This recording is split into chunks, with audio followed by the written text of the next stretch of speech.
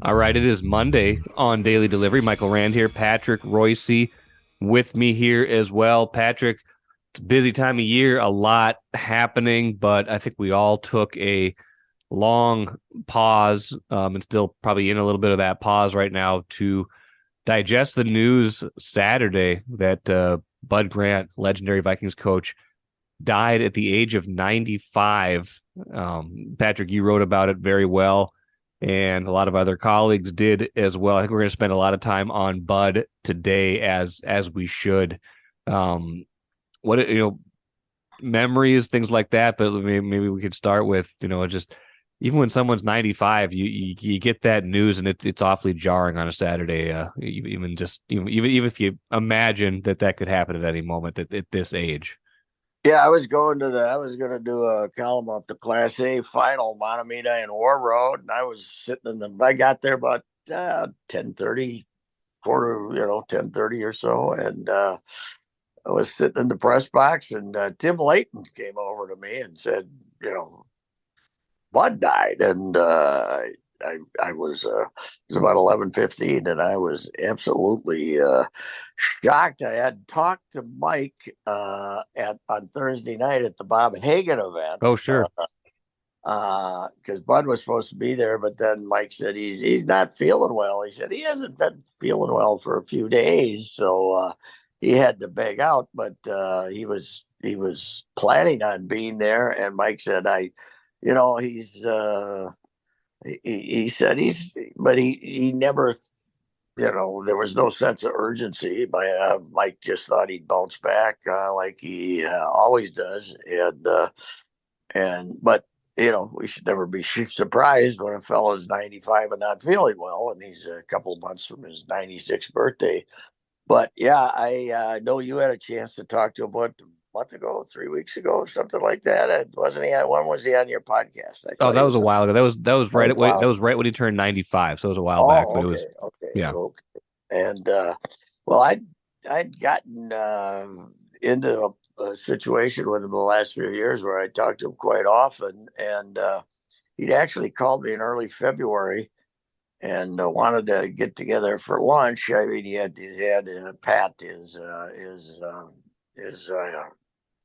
companion, Right. call me. And then we got on the phone and talked for 20 minutes. And he said he had some stories he'd never told before. And they thought somebody might want to write those. I was going to say, I said, yeah, we'll have lunch. Let's do that. I'll come out. I'd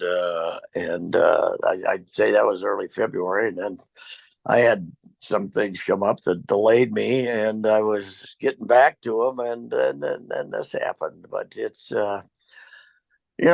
I think everybody said it, but it's true. Sid died at 100 and we were surprised, and Bud died at 95 and we were surprised. There's Yeah. Right. the only two guys that this could happen with, but an amazing, an amazing character. And as Mike said when I was talking to him Thursday night, Mike said, he used to be so quiet with his words, even around the family. And he said, and now he won't shut up. He said he Yeah. just starts talking, and he's his big crusade with me the last couple of years. When every time I saw him, at the O'Connell press conference, he was out there and he called me over after, and we talked for 40 minutes, and it was Bud complaining about how the NFL allows players to kneel down and kill the clock at the end. His proposal was if you didn't make a yard, the clock would stop. And then his other proposal, he hates the modern kickoff where there's no kickoff Oh, returns. sure. And I said, you're not changing that one. I said, but the other idea is pretty good. You got to make a yard or the clock stops. So, and when they're trying to kneel out the last two Right. minutes. So, and he's you know, was kind of on that crusade and other things. And I'm going to spend my time wondering what those stories he hadn't told anybody were. So, I wish I had that last meeting with him, but Yeah. it's funny. I did not. I was a prep writer at the Pioneer Press, and then I was the worst, the most ill-equipped sports editor in the history, assistant sports editor for 3 years. Then I covered baseball for 5. So I was so through '78. I really didn't have that. I didn't cover the Vikings much. I did write one column a week, general interest, and I got out there a few times, but I hadn't dealt with him that much, and I kind of liked the absolute adulation with which the Vikings were covered here in the '70s, and especially Bud and Tarkington. It was a daily battle between Sid and Klobuchar as to who could kiss those two guys on the cheek, the most vigorously and maintain the best relationship with them. And so it was, I kind of started, I tried to agitate a little bit about that. And I started calling him Horseshoe Harry because Right, of how right. lucky they were. And I was saying this, but if you knew, even if you had agitated him, he would never give you the satisfaction of knowing that. Right. He would never give anyone the satisfaction of knowing that. Uh, uh, Very a different kind of guy, though. We were there's a famous story of I think Frito Lay, was it Frito Lay, somebody like that, the first corporate sponsor for the Vikings Okay. that Mike Lynn found, and he had those people. He had kind of the corporate people and the hangers on spend a night at Gage Hall, and he had a little where the Vikings stayed in Mankato, and he had a Okay. little reception for these people, right? And Bud came up and he talked and he glad handed, and he had probably one of the 3 cocktails he had a year. And the next morning he's walking down to breakfast, and one of these guys comes out and says, "Hello, Coach Grant," and he shakes his hand up, holds, he's down there. Bud's going to breakfast in the morning before he starts practice or does his meetings, and the guy sticks his hand out, and Bud says, "We did that yesterday." He was that kind of guy. And my version of that story is the St. Paul Pioneer Press in the early '80s decided to switch. We hired a new Viking writer who shall go nameless, but the sports editor decided he didn't like him. He didn't like the way he wrote, so Okay. he took him off the beat, and he switched and put him on baseball and it was like in the August, Oh and man. so Yeah. they put me on a trip to Anaheim. They put me in. That was back when the beat guys flew with the Vikings. So Yeah. I was Thursday night. I remember it was a Thursday night, and they put me on the plane on Wednesday to go out and cover the Viking game. And I was sitting right behind Bud on the plane because he was Okay. sitting. He kind of sat in the back, and I was sitting behind Bud. I nodded. He nodded, and he turned around in his seat and he talked to me for 40 minutes, or like halfway through the flight. Turned Okay. around in his seat, and it was mostly about Sid and stuff like that. And then he turned around in his seat, and uh, and then I had one more thought I wanted, so I kind of tapped him on the shoulder. No Yeah. response, and I was thinking, we did that yesterday. It was over. It was. It was the conversation was over when Bud said it was over. He was an extremely unique guy, and did you? Bob Hagan told a fabulous story during his speech, which just ended about 20 minutes ago. It was the longest speech in history. But, I heard that but was a little long. Yeah. I love the guy. But this Channel 9, Bud's garage sale. Bud sat out Right. there in the chair, and people get autograph stuff, and they charge him to get on the autographs. And some guy at Channel 9 sent some kid out about 7, 8 years ago, who probably didn't even know who Bud was, working summer Right. weekends or something. And the guy says, "Hey, Coach Grant, blah, blah, blah." He says, how much money did you make on this thing last year? Bud looked at him in 5 seconds and said, "Are you from the IRS?" And he just and then the guy laughed, and then Bud just stared at him for 15 seconds, and the guy realized he had to he had to ask another question. You're never going to ask Bud how much he made on No. something. I guarantee you. There's another famous story about him. Sid, Sid gave him one of those gift certificates from Mayor Murray's like Yeah. Yeah. The 12 years ago, silver 12 butter years, knife. Yeah. Yeah. 12 years earlier. And Bud ended up having to buy somebody dinner at Murray's, something that, and he took that gift card with him that was like, that had been in the drawer for like 12 years. And Yeah. they used to have those things used to expire, Oh, sure. but Bud made sure that they gave me a silver butter knife 12 years afterwards. That's amazing. He was a child of the of parents who didn't have much money, and Wow. those guys always took care of their bucks. But man, he was. I'd say, do you agree, the biggest sports figure in my lifetime in Minnesota? Yes. I'd Yeah. say number one. Take a playcation to Mystic Lake. With 24/7 gaming, the good times never have to end.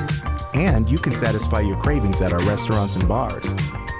Or relax in one of our luxurious hotel rooms. Those that play together, stay together. And don't forget to join Club M so you can spark new memories and bask in the rewards along the way. Follow the lights to Mystic Lake, where every day is play day. I think so too. I mean, he cut such a figure through here with this.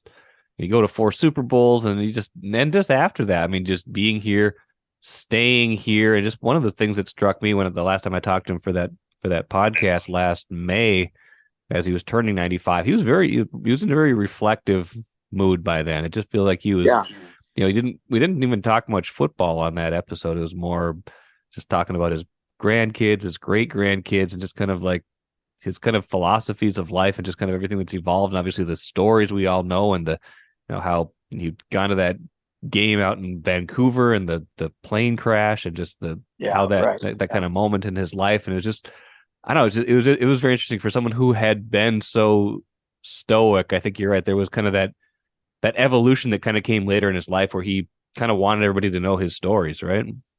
Yeah, he was much more open than he was. Yeah, you're right. He was much more open, and his press conferences were always interesting because he was he didn't blurt out an answer after he was not in a big hurry to. He wanted to make sure he knew precisely what you were asking him, and then if he was if he didn't want to answer it, he would talk around it a little bit. But he became a far different guy as far as verbally later on in his life. But I think he made the point that it's amazing that almost 4 decades later, we were just as interested in him as when he quit coaching in 1985. Greatest negotiation ever, though. When Lynn got him to come back, man, he came back never missed a. Les Steckel. Maybe that's why he put Les Steckel in it. That he recommended Les Steckel instead of Jerry Burns. He wanted the guy to fail so he could come back as a hero. Right. Although I think they only went 6-10. You got to remember that? I mean, they were in decline after they won the Mud Bowl in '77. And then after that, I mean, things were pretty mediocre from 78 through 83. They benefited from the division being terrible, and they won a couple of division titles, but they were never really a contender again. And then Steckel went 3-13, and Lou Holtz was in town getting all the interest with the Gophers, and Lynn in a panic brought back Bud, and Bud got a lifetime contract. And my favorite thing ever about his lifetime contract, in addition to free gas, which he got there at the Oh my pump that gosh. they had at Winter Park, he'd bring about 3 cars a day and fill them up with gas. But the other thing was an office with a window. Who else would negotiate a lifetime contract and have it say an office with a window? So Roger Hedrick tried to move him into the interior of the building out at Winter Uh-huh. Park in the mid '90s. They were going to Okay. remodel the place. Bud went home, brought home his contract. Office with a window. He wanted to be able to look at the great outdoors. But nobody on our staff. I mean, Sid was a lifelong best Yeah. friend of all, Want to but get to beyond that. that, Yeah. the guy who had the best relationship with him on our staff by far was Dennis Anderson. Oh yeah, for sure. Because of the outdoors. Right. Because The hunting connection. Yeah. yeah, and think of those two guys, Bud. I mean, Sid, couldn't walk out of the driveway that was his outdoors was walking to the car, but Right. and then Dennis would go anywhere to hunt with him. And Dennis is I'm waiting to read Dennis's I'm sure Dennis will have an ode to him this Oh yeah. week. I can't wait to read that. It'll be magnificent. So yeah, but oh boy, it was amazing. The presence he had here. And Mike, you weren't around. You weren't old enough. But Mm. when they first went to that first year, they went to the Super Bowl, and the way things changed there, he succeeded one of the craziest human beings that ever lived. Ben Bracklin. Just Yeah. volatile and Right. nuts. And he'd get loaded, he'd get drunk and mean, and not on the practice field, but with the reporters. I mean, he and Klobuchar duked it out in Jack's Steakhouse, Right. Bud isn't going to be fighting a sports writer, but No. that was probably part of his success. As the veterans on that team said, "Okay, we got a sane human being here that's Grown up ready." in the room. Yeah. Yeah, so he was definitely growing up in the room, that's for sure. So I thought it was interesting you wrote about how different, just the unique relationship and friendships, obviously between Sid, but also with Bernsey, like three guys who couldn't have been much more different in a lot of different ways. And Bernsey, kind of that same volatile, we've seen him in press conferences, and that becomes kind of a caricature. But just the unlikely friendships there between those three guys, and Bud and Bernsey and Bud and Sid. I thought that was pretty interesting and really well done. yeah, I talked to Marlon, who's Bernsey's wife, for a few seconds on Saturday, and she was saying how when they were they used to the Vikings used to stay at the Pfister Hotel when they went to Green Bay, and then and then they'd drive. When they played at County Stadium, because Oh, they played sure. their games at County Stadium. They'd stay at the Pfister, and she said a couple of times there, Bud and Burns and the Packers stayed there too. So Bud and Burnsley would have dinner, and she'd be at the dinner, and this was when they were on rivals. The one year there, they had rival staffs. When he coached for Lombardi for 2 years, I think it was.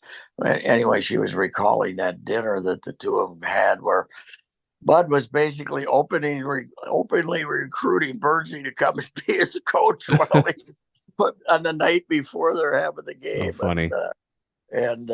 But she said Bud appreciated it when I asked him about his family, because Bernsey was just babbling about football or something else. Right.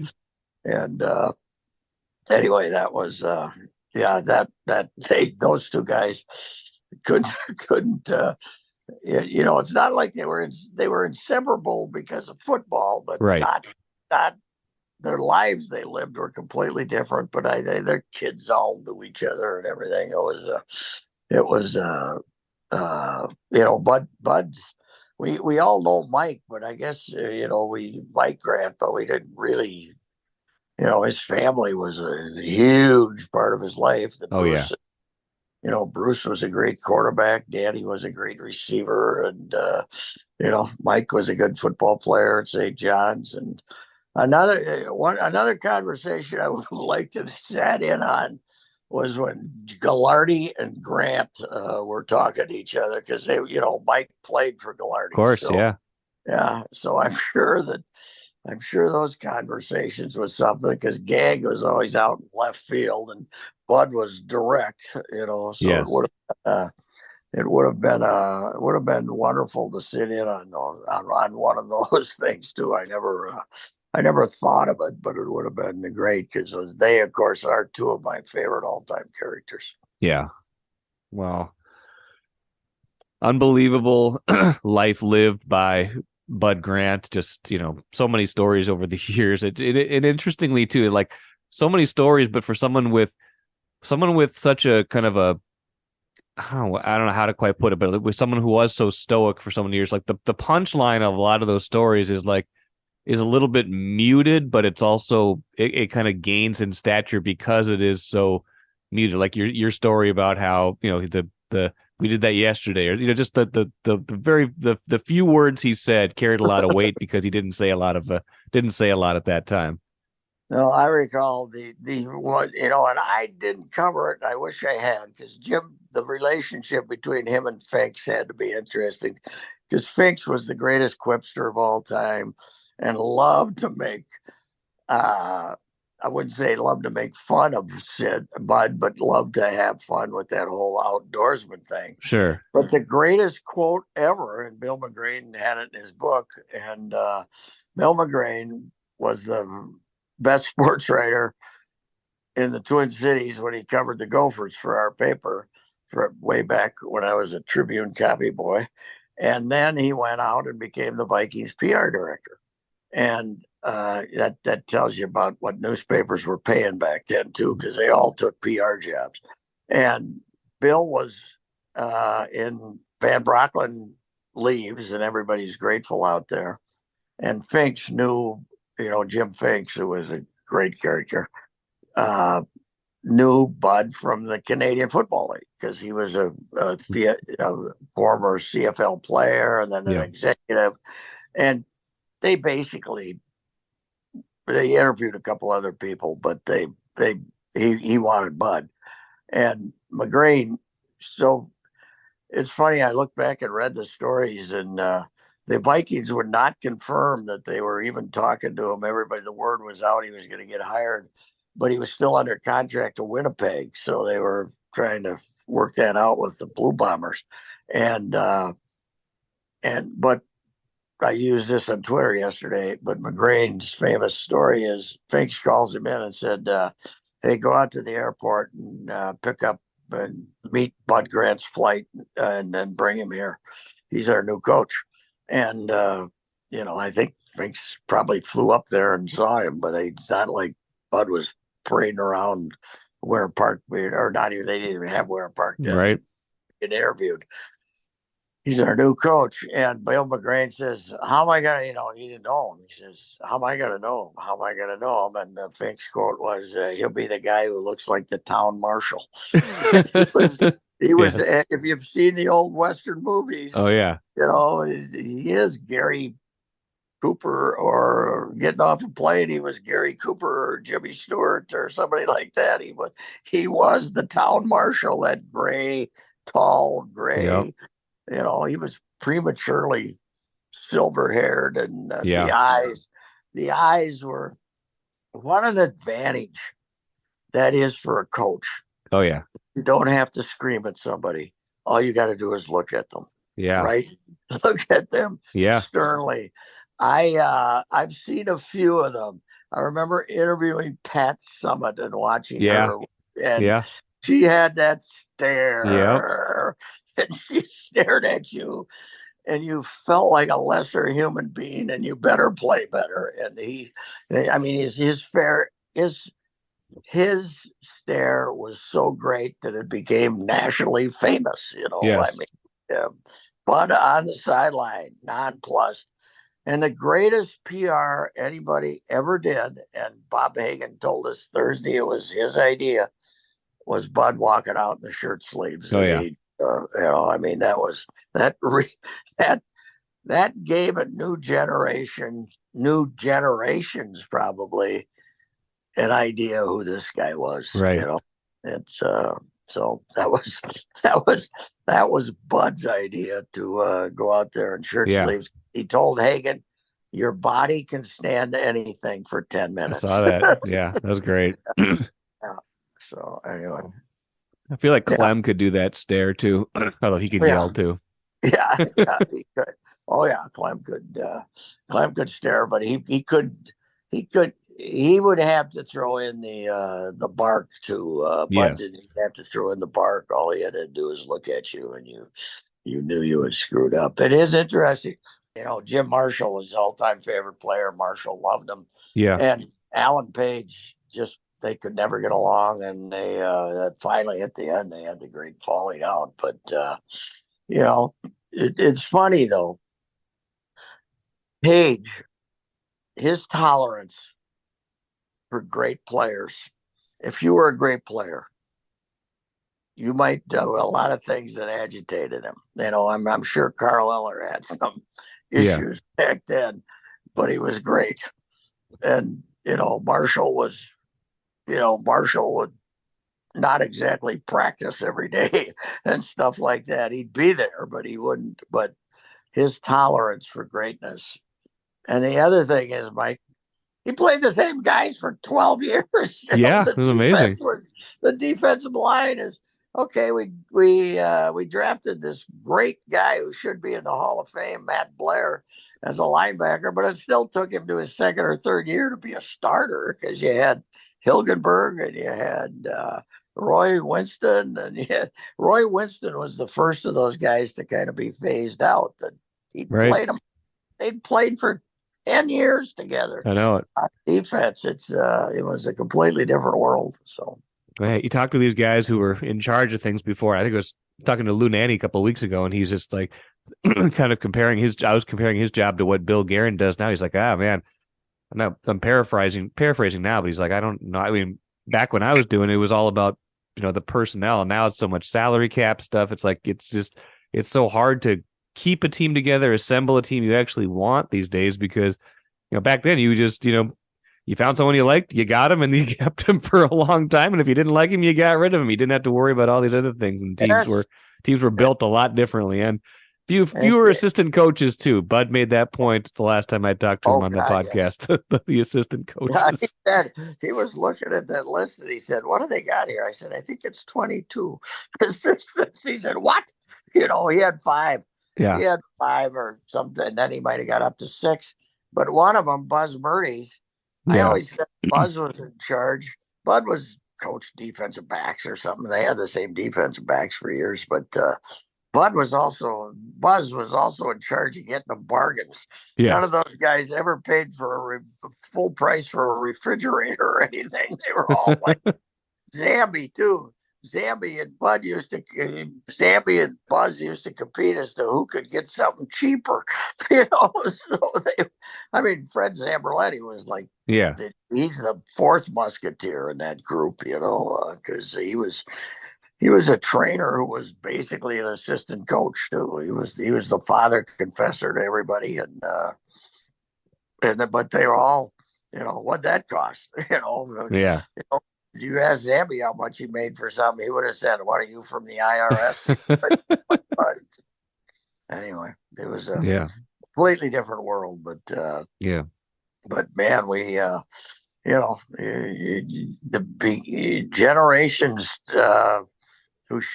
all the Harmon and all these people who are pretty much long forgotten by at least the most recent generation. Those people all knew Bud Grant. So, wow. Maybe because of the shirt sleeve thing, that the younger generations are saying, "Yeah, he's the guy that walks out there with 50 below zero." Yeah. It is that event might have been even more famous if Blair Walsh hadn't missed the field goal, right? 20s. Oh, geez. Oh I man. think the lowest moment in Viking history was how kindly people tried to treat him after he missed that. I think he should have been.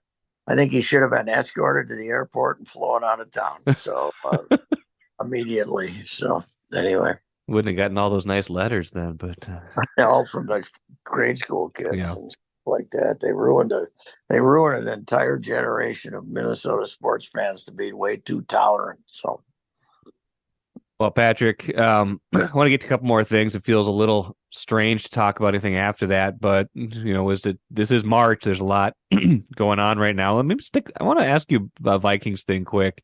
We're starting to see some reporting that Vikings and Kirk Cousins in our papers reported this. There's nothing imminent with a contract extension, anything like that. And these kind of the more you kind of read between the lines. I've had Ben Gessling on recently too, just kind of talking about how they're trying to do all these things with the cap without having to do a Cousins extension. And maybe some of that is leverage, negotiation, stuff like that. But he's starting to hear some stuff that maybe they're not going to do another extension. And I'm on board with that. But it's interesting to me. What do you think about where they are with their quarterback right I don't see what's the big deal if you bring him back without a contract. So what? He's got to play well. If he comes back, let him. Yeah, people are saying, "Well, you got to show your confidence in him." But I don't know what the reason is. I guess because if you don't want to let him go for nothing. Well, why not? He's 36, or he'll be now? 30 when with a contract of He's 35. 30. He'll be 30. He'll play 30 at 35 this year. So yeah. Yeah, yeah. Let him play. And he has to play well. He has to be as good as he was last year to get another contract from somebody, right? Yes. So what's the big deal? Let him play. Let him play for what his contract is. You're not ready. Obviously, they're not ready to commit themselves to another 3 years of him. So let him play it out. I don't get what's the problem. And let's let him prove it once again. They can't. There's nothing else they can do, right? I mean, he has to be your quarterback next year, doesn't he? Yeah. Next season. I mean, unless I mean, you. what are you gonna? Who are you gonna? Otherwise, you're back to the Denny Green in the early '90s finding a new quarterback every year. Scraping Jim together two McMahon. veterans and seeing Jim who's going to be the McMahon. one. Yeah. Yeah, yeah. I let him play. Let him play. I don't want to commit myself to this guy for another year. He's at 40 Yeah. million. You want to pay him 40 million? Let him go. But here's the problem: you got to get the next guy. Yeah. You gotta, you gotta. You're not. The likelihood of having the next guy, if you keep him, the likelihood of having the next guy on the roster is pretty much nil, right? Yeah. You're gonna have to, you're not gonna draft them because you're not gonna be that big. The fall off is not gonna be that dramatic, Correct. and so yeah, I mean, it gets you in a situation where you're gonna have to you're gonna have to know who you're gonna get for the following year. But I don't want him around at 37. Do you? 38? I don't think he's No. that. I think he's durable, he's good, but the modern mobility that you want in a quarterback that isn't there with him. So you have to get ready to move on and just let him play a year. I don't Yeah. see what the deal is. I think it's stupid that we're so that but the quarterback, the influence quarterbacks have on teams' decisions now is Oh incredible. yeah. I mean, because they take up 20% of your salary cap, Yes. and they, you let them, okay. I mean, Baltimore's willing to. You could, as is Cousins at an age now where you couldn't franchise him if you wanted to, or has he already been franchised I by I don't know Washington that. or That's a good something? question. I think you could no, you could franchise him next year, but that would be like the way that Ungodly amount of yeah, money, the way right? that quarterback salaries have gone, that'd be close to like 50 million a year Yeah, because yeah, you wouldn't do that. So, anyways, so yeah, Well, you could franchise him with the what's the deal? What do they call it? That you can go out and get another offer like Lamar Oh Jackson. yeah, the non, yeah, Yeah, that was, but I don't think that's an option. I shouldn't even brought that up. But yeah, let him play one more year. What the hell? Try to win again, and if he has a great year, then you got a problem. Then you got to figure out how to sign him. But yeah, I don't. You're in a cap situation now, where you want to add a couple of players here in this free agent period, and you can't do that by giving him another contract. I don't think so. no, I don't think. I mean, that's the question. The question you got to ask yourself if you're the Vikings is, are we going to win a Super Bowl with this guy?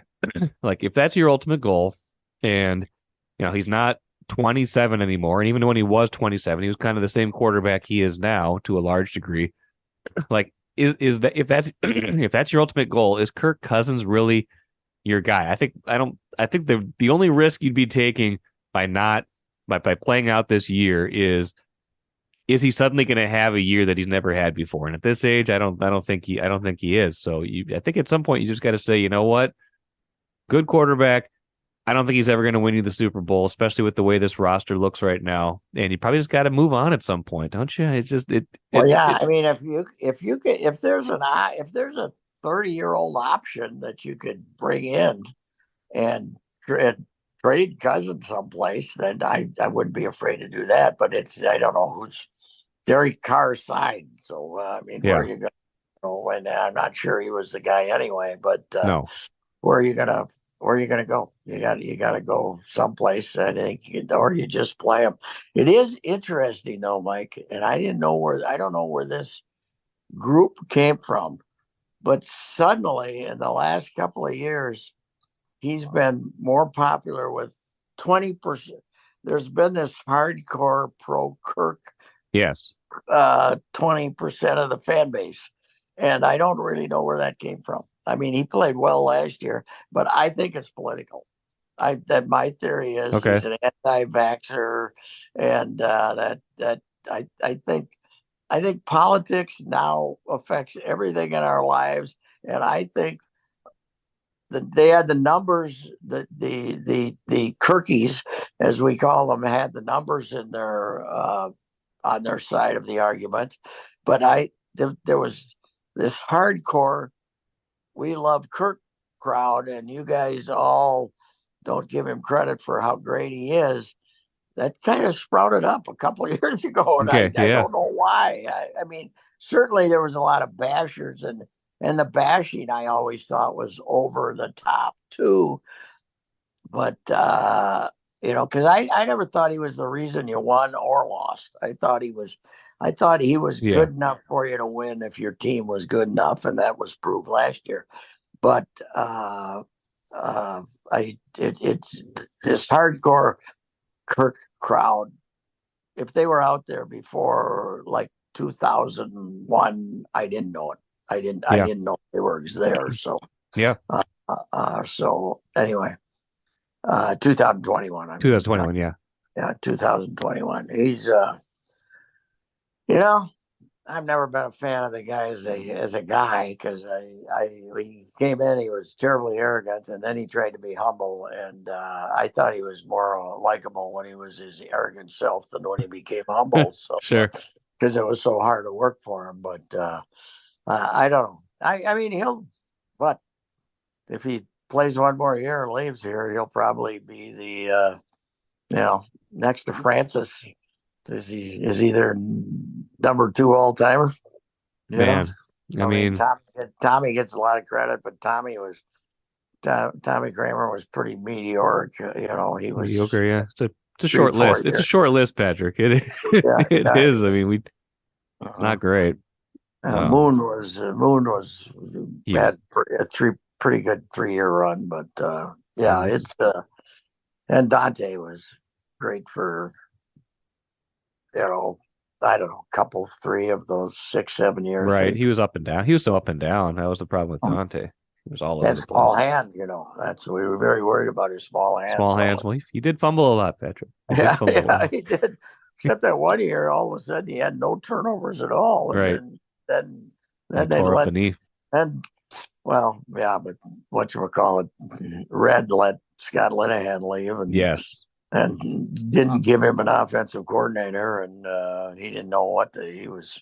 And then he found out the other thing about Dante is he found out he bought this. He signed because he negotiated himself. He had signed the stupidest contract in history.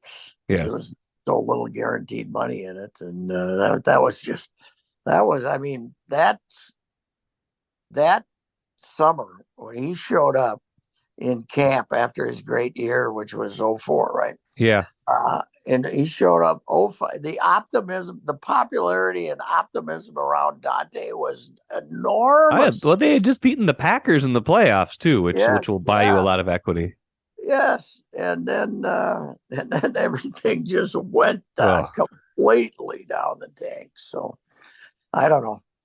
I mean, I am interested to see. We had an interesting story today in the paper about even if it looks like they're in Camp Hades, they might be able to squeeze in a couple of veterans here that'll be it could be very much needed. How about Cameron Dantzler getting run how out? about that? Yeah.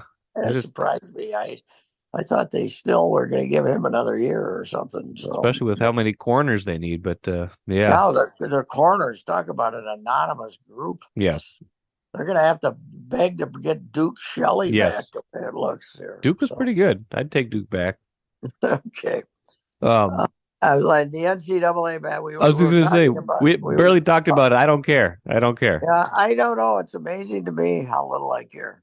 Uh, when you're bad, when your local team is as bad as it is, and you don't even have to wait for the NIT announcement. No. You know that things are bad. Both the men's and women's team have got us completely off. College basketball in general is much more unwatchable than it's ever been, in Yes, my opinion. I There's agree. so many bad teams. I mean, there was a big discussion yesterday. Oh, how did Rutgers not make it? Because they lost like 5 of their last 6. That's how. Including What's one to the the big argument? Gophers. Including one Yeah, to the yeah, they Gophers. lost to the Gophers. That should eliminate you immediately. That you should never get to. They lost to the Gophers, and how can you make it? They beat Purdue. Well, Purdue's way overrated, and so what? You end Yeah. up. They had about 5 different chances to make the tournament, Yes. including by beating the Gophers, Yes. and they deserved everything they got about not making. I think people are just, that thing is always covered the same way. Yes. Well, who didn't get in? We're so worried. There's 68 teams. If you didn't get in, you deserve not to get in Right. because you probably shouldn't have been in anyway if you're only in the. But how about Lenardi and those guys? First in, first out. Oh yeah. Okay, Next I'm four in, next four out. Yeah, yeah. it's an I'm industry. I am I did it for years, but I am the last 4 or 5 years I haven't even filled out a bracket. And that was when the Gophers didn't stink quite as bad as they stink right now. So Hey it Patrick, just it's off the radar for me, college basketball. Wild scored 9 goals in their first 2 games without Kaprizov, a win and a shootout overtime loss to Arizona last night. Not a good loss there, but Patrick, the one thing let's leave with this. The one thing I really appreciated, and I mentioned this late last week, Kaprizov gets injured within 24 hours. Patrick, we knew how long it's going to take him to come back. 3 to 4 weeks. The Wild Three to just came four out. weeks. That sounds familiar, doesn't it? 3 to 4 weeks. Wild just It came right out and wasn't told. cat. Wild just came right out and told us though. Yes, but they didn't tell us it's a hamstring No, injury. That's nope. what They I told us was. lower body, lower body. Yes, it's a hamstring injury. I was told. Okay. And I actually leaked that to Kenny Olson, the MSP traffic guy who works with us on the podcast. And Kenny tweeted it out. Kenny is scooping the nation on what Kaprizov's injury is. I was told it was a hamstring, Well, so by a secondhand source. So that's a heck of a lot better than a sprained MCL or ACL or yes. something like that. But as you point out, who needs him? Who needs him? Nine As it goals. turned out, we were so conscious of Kaprizov the rest of the offense had gone stagnant. We were just sitting around waiting for him to do it for us. And now the rest of the guys have been turned loose, and look out, we'll score all the goals we want to now. So I think they Emerson had a quip like that the other night. He was like, got rid of that dead weight 97. Yes, right. That's right. Yeah, I wonder, are they over? That's an angle. Are they overpaying Kirill Kaprizov? Boy, that would be. You go ahead and take that one. You go ahead and take that one. That's right. By the way, yeah, Minnesota State high school tournament. Yep. They had Friday night. They announced 20,000. Amazing. 20,000. What is wrong with you people? It's on TV. Watch it. It's an incredible. I guess you had the right teams in there. Yes. Edina and Minnetonka. Sean Goldsworthy beat Short Giles in the final. Sean's a great guy, and Giles is. It's amazing how long he stayed in that job. Yeah. At Edina. Yeah. Because but he's kind of Bud-like.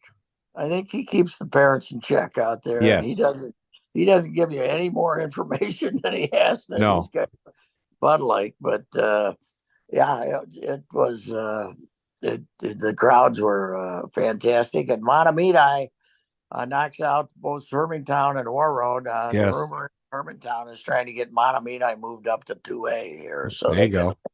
Win more titles. They don't like they got the academy thrown out. Maybe they can get Mahtomedi moved up too. I'll see. Anyway, but it's an amazing event. The way the crowd show up for that. I always used to time my trip to spring training when I would be down there. I was going to say, yeah. Start of the high school hockey tournament. I covered one session in like 30 years, but I've made peace with the thing now. But the way we fawned over it used to drive me nuts. Well, and you tried to write about it this week, and then Bud died. So what are you Bud died. Bud, Bud. We're gonna, that's gonna be. I'm wondering how long you're gonna have the thought in your head saying, "I wonder what Bud thinks about that." It's right. It's gonna be an adjustment, almost like not for us, of course.